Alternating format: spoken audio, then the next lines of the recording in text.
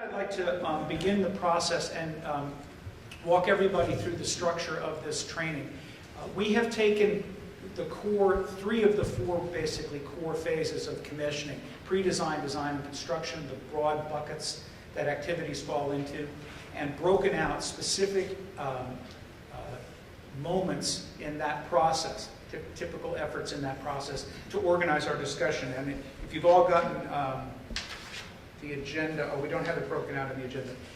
We're working through the pre-design phase, and then within design, design phase, the commissioning plan, development and update, design review, and then under construction, essentially the rest of the phase is submittal review, site observation, functional performance testing, SM and O&M document development, and O&M training.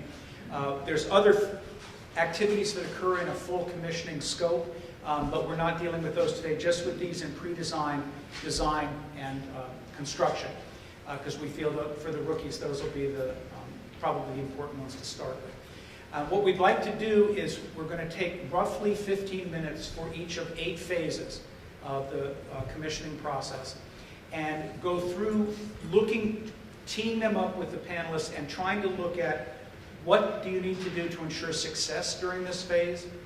What do you have to watch out for that could trip you up during this phase?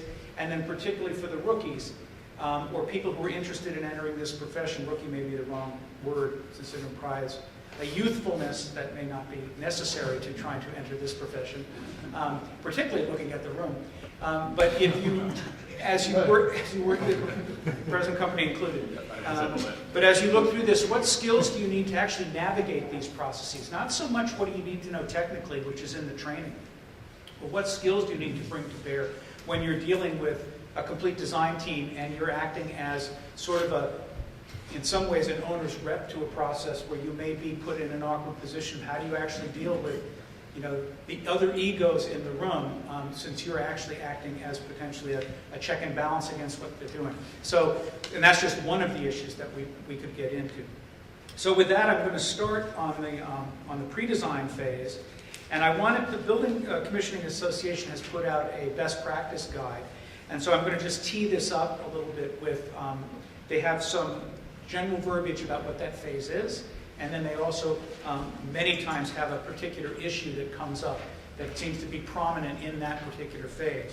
So from the Building Commissioning Association's perspective, the pre-design phase, it lays the groundwork for the project and defines the plan for commissioning.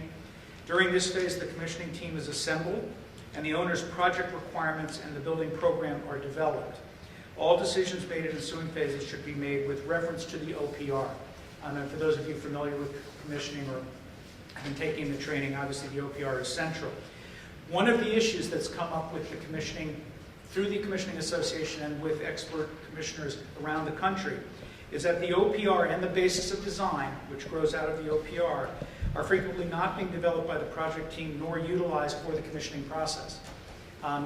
If that's indeed the case, and that's what's being found out around the country, to me as a lay or an educated layperson, that's a big problem. And now, so I'd like to turn over, within our context of what do we need to know to ensure success, what do we watch out for, what skills do you need, the beginning discussion on pre-design, and we'll lead off with Mark Miller.